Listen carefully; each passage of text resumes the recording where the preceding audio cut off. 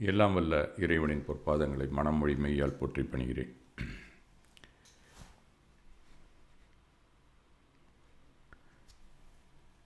இன்றைய அதிகாலை பிரார்த்தனை வகுப்பிலே கலந்து கொண்டு கடவுள் வாழ்த்தில் தொடங்கி மேருமந்திர பாடல் வரை சிறப்பான நிகழ்வுகளை வழங்கி வரும் அனைத்து பங்களிப்பாளர்கள், பார்வையாளர்கள் மற்றும் நெறியாளர் தொடர் தொகுப்பாளர்கள் அனைவருக்கும் எனது பணிவான வணக்கத்தை தெரிவித்துக் கொள்கிறேன்.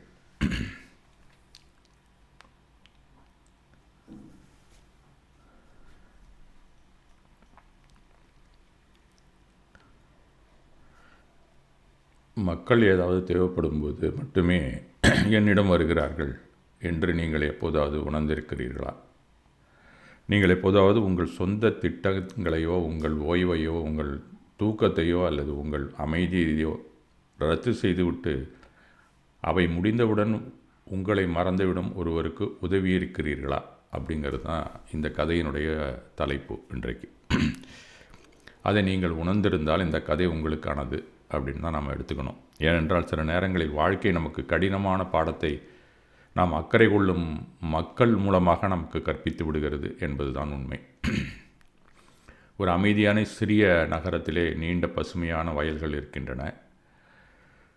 அங்கே வீடுகளாக சூழப்பட்ட அந்த இடத்துல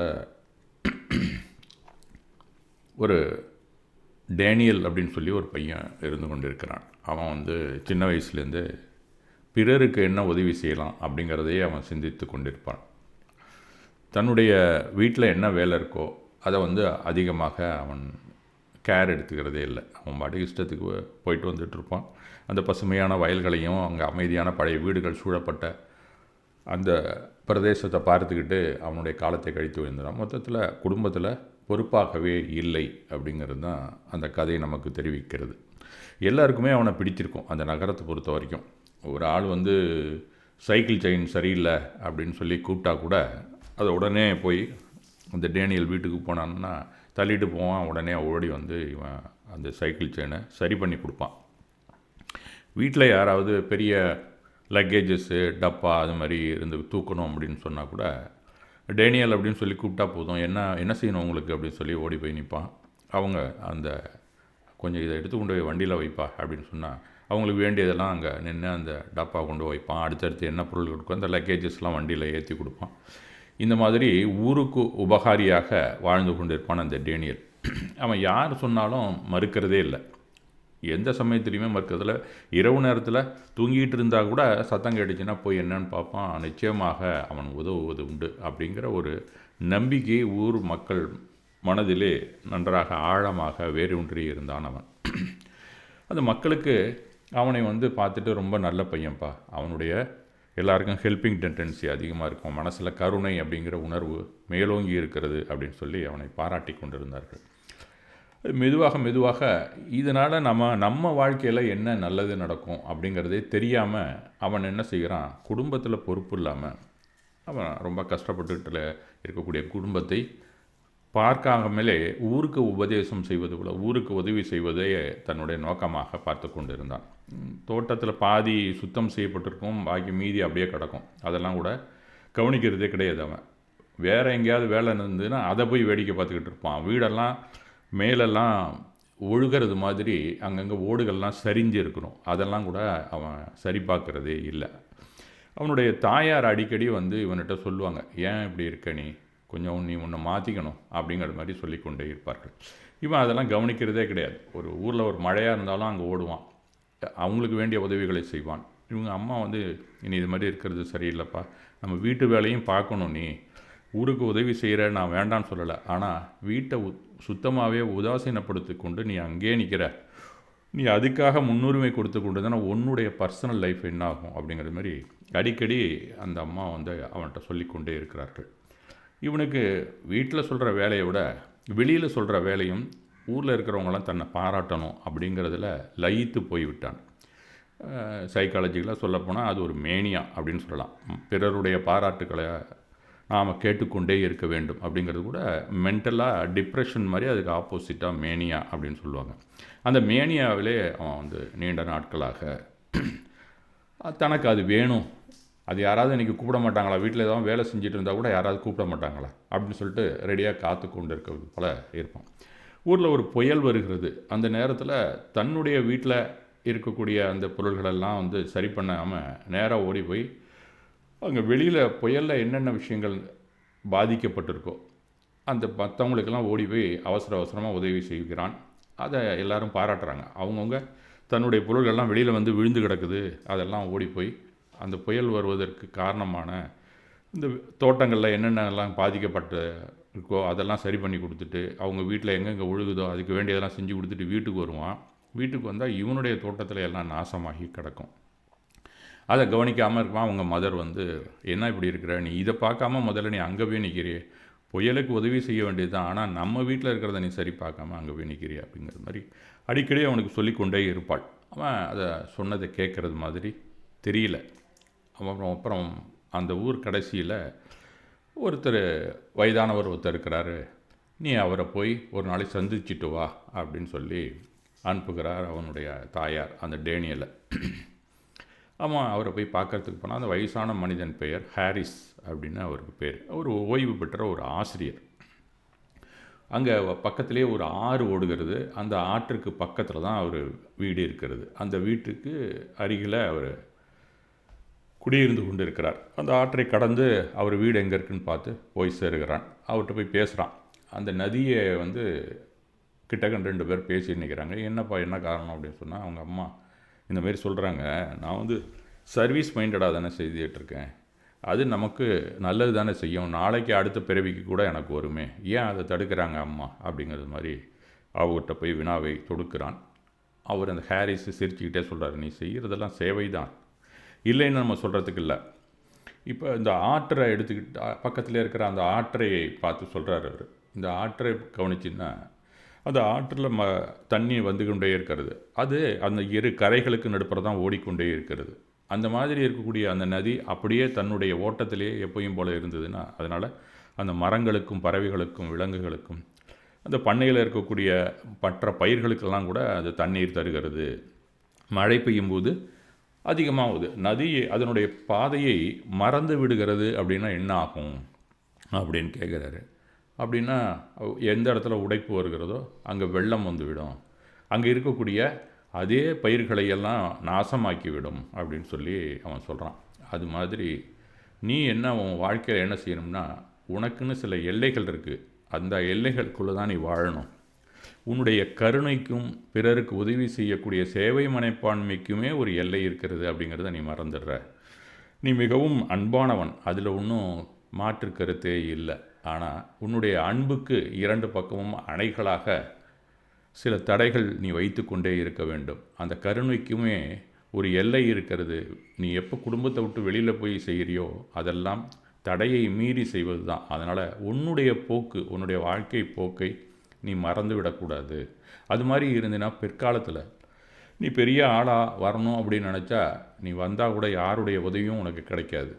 அளவோட உதவி செய்யணும். உன் குடும்பத்தில் இருக்கக்கூடிய என்னென்ன தேவைகளே அதை நீ முதல்ல பூர்த்தி செய்யணும். நீ வந்து இப்போ சின்ன வயசில் ஒரு இளைஞனாகக்கூடிய ஒரு பருவத்தில் இருக்கிற, நாளைக்கு உனக்கு திருமணம்லாம் ஆஞ்சுன்னா அதனால் உன்னுடைய வாழ்க்கை பாதிக்கக்கூடாது அப்படிங்கிறதுக்கு தான் உங்கள் அம்மா அந்த மாதிரிலாம் சொல்கிறாங்க. அதை நீ புரிஞ்சுக்கணும். எப்போ இந்த நதி தன்னுடைய எல்லையை கடக்கிறதோ அப்போது அது நாசமாகும். அது பக்கத்தில் இருக்கக்கூடிய அத்தனை பயிர்களும் செடிகளும் அப்படிங்கிறத தெரிஞ்சுக்கணும். அது மாதிரி நீ உன் குடும்பத்தில் இருக்கிற எல்லையை மீறினாலே உன்னுடைய குடும்பம் தான் நாசமாகும். அந்த விஷயத்தை நீ நன்றாக தெரிந்து கொள் அப்படிங்கிறது மாதிரி அந்த ஹாரிஸ் அவனுக்கு புத்தியை புகட்டுகிறார்.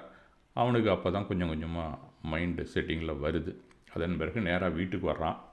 அந்த டேனியல் என்ன பண்ணுறான், அவர் சொன்னதே எப்போ பார்த்தாலும் அசை போட்டு கொண்டே இருக்கிறான். அப்புறம் அந்த ஆற்று பக்கத்தில் போய் நிற்கிறான். அவனுக்கு திரும்ப திரும்ப அந்த ஹாரிஸ் என்ன சொன்னாரோ அதே ஞாபகத்துக்கு வருகிறது. அந்த வெள்ளமாக போணுச்சுன்னா எப்படி அந்த ஆறு எந்த பக்கம் டைவர்ட் ஆகி போகும் அப்படிங்கிறதெல்லாம் கற்பனை செய்து பார்க்குறான். அப்புறம் வீட்டுக்கு வந்த பிறகு ஒரு முடிவுக்கு வருகிறான். இனிமேல் யார் எந்த வேலை சொன்னாலும், ஒரு சைக்கிள் செயின் மாற்றணும்னா கூட நம்ம வீட்டை வேலை இருந்துச்சுன்னா அதை ஃபஸ்ட்டு நம்ம பார்க்கணும். முதல்ல நாம் அதில் தான் கவனம் செலுத்த வேண்டும். அதன் பிறகு தான் பிறருக்கு உதவி செய்ய வேண்டும். உதவி செய்வது என்பது பிறருக்காக அப்படின்னு நாம் நினைத்து கொண்டிருக்கிறோம். நம்ம வீட்டில் இருக்கிறவங்களுக்குமே நாம் உதவி செய்ய வேண்டியது முதற் கடமை. அதன் பிறகு தான் ஊரில் இருக்கிறவங்களுக்கு நமக்கு உதவி செய்யணும் அப்படிங்கிற ஒரு சிந்தனை அவன் மனதில் வருது. அதை போய் திரும்பி அவர்கிட்ட உறுதி செய்துக்கிட்டு வரான் அந்த அந்த ஹாரிஸ் அப்படிங்கிற பெரியவர்கிட்ட. அவரும் ரொம்ப மகிழ்ச்சியாக, நீ இனிமேல் நாளையிலேருந்து அது மாதிரி வாழ்கிறதுக்கு கற்றுக்கோ, உன்னுடைய சர்வீஸ் முதல்ல உன் வீட்டுக்கு தான் தேவை, அதன் பிறகு தான் ஊரில் இருக்கக்கூடிய அனைவருக்குமே தேவை என்று அவனுக்கு சொல்லி அனுப்புகிறார். அதன் பிறகு இவனோட நண்பர்களோ பக்கத்தில் இருக்கிறவங்களோ வந்து ஏதாவது ஒரு காரியமாக கூப்பிட்டாங்கன்னா, இவன் ஒரு வேலையாக இருந்தான்னா அந்த வேலையை நான் முடித்து விட்டு வருகிறேன் அப்படின்னு சொல்கிறதுக்கு பழகுகிறான். ஆரம்பத்தில் இவனால் முடியல, அது கொஞ்சம் கஷ்டமாக இருக்குது இவனுக்கு. இருந்தாலும் அவர் சொன்னதை நாம் ஃபாலோ பண்ணணும், ஃபாலோ பண்ணால் தான் நம்ம வீடு நல்லா இருக்குங்கிற ஒரு உறுதிப்பாடு மனதில் வந்ததுனால, யார் என்ன ஒரு அவசர வேலையாக கூப்பிட்டா கூட முதல்ல தன்னுடைய வீட்டில் இருக்கிறதெல்லாம் சரி பண்ணுறான். வேலியெல்லாம் சரியாக கட்டுகிறான். அங்கே உள்ளுக்குள்ளே இருக்கக்கூடிய செடிகளுக்கெல்லாம் தண்ணீர் ஊற்றுகிறான். மழை வருகிறது. மழை வரும்போது மேலேருந்து அவனுடைய ஓடுகளெல்லாம் ஒழுகிறது வீட்டில், அந்த இதெல்லாம் சரி பண்ணணும் அப்படிங்கிறதுக்காக மேலே ஏறி அவனே அந்த ஓட்டுகள்லாம் சரி பார்த்து அதெல்லாம் சீராக்கி வந்து அந்த ஒழுகாமல் பார்த்து கொள்கிறான். இந்த மாதிரி அவனுடைய காலம் குடும்பத்திற்கான என்ன தேவையோ அந்த தேவையை முதலில் பூர்த்தி செய்வது அப்படிங்கிற ஒரு நிர்ணயத்தில் தன்னுடைய வாழ்க்கையை மாற்றிக்கொள்கிறான். அதுவும் சேவைதான் அப்படின்னு அவனுக்கு ஒரு திருப்தி தனக்குள் ஏற்படுத்தி கொள்ள பழகி கொள்கிறான். இப்படியாக அவனுடைய வாழ்க்கை மாறிக்கொண்டிருக்கிறது. அப்போ அடிக்கடி யாரும் வந்து கூப்பிடுறாங்க. இவனுக்கு ஓய்வாக இருக்கிற நேரத்தில் அவங்களுக்கு உதவி செய்கிறது, மற்ற நேரத்தில் தன்னுடைய குடும்பத்திற்கான காரியங்களை பார்த்து கொள்வது அப்படிங்கிற அளவிலே அந்த டேனியல் வாழ்ந்து கொண்டு இருக்கிறான். அப்படிங்கிற மாதிரி அந்த கதையை கொண்டு வந்து அந்த கதாசிரியர் முடிக்கிறார். அவனுடைய வாழ்க்கை அதன் பிறகு சீராக இருக்கிறது. அவன் எல்லாரையும் பார்த்தாக்கா, ஏன்பா இப்போல்லாம் கூப்பிட்டா வரமாட்டேங்கிற அப்படின்னு சொன்னால், வீட்டில் வேலை இருக்குன்னா, ஆமாம்மா நீ அதையும் செய்ய வேண்டியது தான் அப்படிங்கிற மாதிரி ஊரில் இருக்கிறவங்களும் அவனை பாராட்டுறதில் ஒன்றும் முன்னாடி இருந்ததை விட குறைச்சலாக பாராட்டுவதாக அவனுக்கு தோன்றவில்லை. ஏன்னா சைமல்டேனியஸாக வீடையும் பார்த்துக்கிறான், ஊரில் இருக்கக்கூடிய மற்ற தேவைகளையும் பார்த்து கொள்கிறான், குடும்ப சேவையும் செய்கிறான், சமூக சேவையும் செய்கிறான். இரண்டையும் எப்படி தராதரம் பார்த்து செய்ய வேண்டுமோ அந்த அளவிலே அவன் செய்ய துவங்குகிறான் அப்படிங்கிறது மாதிரி அந்த கதையை முடிக்கிறார். இதிலேருந்து நமக்கு என்ன தெரியுது அப்படின்னு சொன்னால், முதல்ல நம்மளுடைய சேவை அப்படிங்கிறது எப்போ தனி மனிதனாக நாம் மனிதனாக இருக்கிறோமோ அதுக்கு அந்தண்ட யாருக்கு செஞ்சாலும் சேவை தான். நம்ம மனைவி மக்களுக்கு செய்தாலும் சேவை தான், பக்கத்து வீட்டுக்காரங்களுக்கு செய்தாலும் சேவை தான், இன்னும் தூரத்தில் இருக்கிறவங்களுக்கு செய்தாலும் சேவை தான். எல்லாத்துக்குமே பாராட்டு குடும்பம் அப்படிங்கன்னு வரும்போது அங்கே பாராட்டு நமக்கு கிடைக்காது. ஏனென்றால் அது கடமை அப்படிங்கிற அடிப்படையிலே வரையறை செய்யப்பட்டு விட்டது. ஆனால் அதற்கும் சேவைக்கான அந்த பரிசு வெகுமதி இந்த இயற்கை நமக்கு அளிக்குங்கிறத முதல்ல நாம் தெரிந்து கொள்ள வேண்டும் அப்படிங்கிறது அந்த கதை நமக்கு நீதியாக வழங்குகிறது. சும்மா ஒரு வேலையும் செய்யாமல் சோம்பேறித்தனமாக இருக்கணுங்கிறது இந்த கதையினுடைய முக்கிய நோக்கம் அல்ல. ஊரில் யாருக்குமே உதவி செய்யக்கூடாது, நீ சும்மாவே உட்கார்ந்துருக்கணும்னு இந்த கதையிலே நமக்கு நீதி வழங்கப்படவில்லை. நாம் என்ன வீட்டில் இருக்கிற வேலையை முதல்ல செய்யணும், அதன் பிறகுதான் சமூக சேவை அப்படிங்கிறதுக்கான ஒரு நேரத்தை ஒதுக்கி கொண்டு அந்த நேரத்தில் அது செய்ய வேண்டும் அப்படிங்கிறது தான் ஆணித்தரமாக இந்த கதையை நமக்கு எடுத்து கூறுகிறது. இது ஜென்ரலாகவே எல்லாருக்குமே இருக்கக்கூடிய ஒரு முக்கியமான ஒரு கருத்து என்று தான் நான் நினைக்கிறேன். அந்த மாதிரி யார் சமூக சேவை ரொம்ப நல்லவங்களாக இருப்பாங்க, ஆனால் சமூக சேவையிலேயே ஈடுபட்டு கொண்டு இருப்பார்கள். அவங்களுக்கு சமூகத்தில் நல்ல பேர் இருக்கும், குடும்பத்தில் நல்ல பேர் இருக்காது. ஆனால் அதே சமயத்தில் இரண்டையும் சமமாக யார் பாவிக்கிறார்களோ இரண்டு இடத்துலையுமே அவங்களுக்கு நல்ல பேர் இருக்கும் அப்படிங்கிறது தான் இந்த கதை நமக்கு சொல்லுகிறது. இதுபோல் ஒவ்வொரு ஊர்லேயுமே சில பேரை நீங்கள் பார்க்கலாம். குழந்தையாக இருக்கும்போது நாங்கள்லாம் கூட அப்படி தான் இருந்தோம். முதல்ல யாருக்கு கூப்பிட்றாங்களோ அந்த வேலை செய்கிறதுக்கு ஓடுறது. ஒரு கடையில் போய் ஒன்று வாங்கணும்னு சொன்னால் உடனடியாக ஓடி போய் செய்வேன் நான்.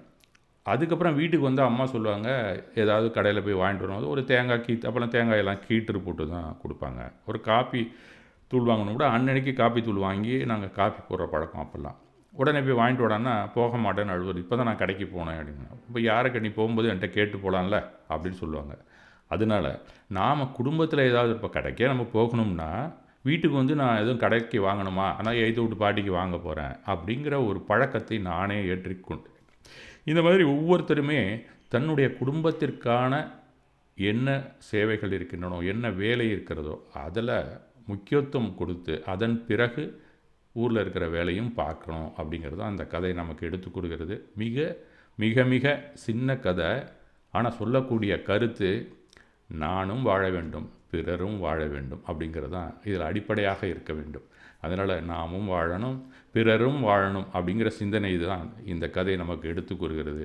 ஆக ப்ரியாரிட்டி அப்படிங்கும்போது சேவை அப்படிங்கிறதுக்கான முதல் கட்டம் குடும்பம் தான் அப்படிங்கிறத இந்த சமூகம்தான் நமக்கு நிர்ணயித்து கொடுத்துருக்கிறதுங்கிற உண்மையையும் நாம் தெரிந்து கொள்ள வேண்டும். அதனால் வீட்டை விட்டு வெளியில் செஞ்சால் தான் சேவை அப்படிங்கிற ஒரு மனப்பான்மை நம்மள்ட்ட இருக்குல்ல, அதுலேருந்து நம்ம கொஞ்சம் வெளியில் வந்து குடும்பத்திற்கான சேவையையும் நிறைவேற்றிவிட்டு வெளியில் யார் என்ன கேட்குறாங்களோ அதையும் நாம் செய்ய வேண்டும் அப்படிங்கிற முக்கிய கருத்தை தான் இந்த கதாசிரியர் நமக்கு எடுத்து கூறுகிறார். மிக மிக அருமையான ஒரு வழிகாட்டல் என்று நான் கருதுகிறேன். என் வாழ்வில் இந்த வழிகாட்டல் மிக மிக பயனுள்ளதாக இருந்தது.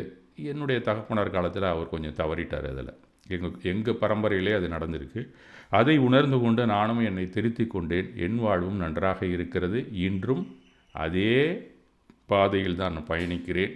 அதனால் என்னுடைய அனுபவத்தை ஷேர் செய்கிறதுக்கு தகுந்தாப்பில் இது ஒரு கதை இருந்ததுனால உங்கள்கிட்ட இன்றைக்கு உங்கள் முன் வைக்கிறேன்.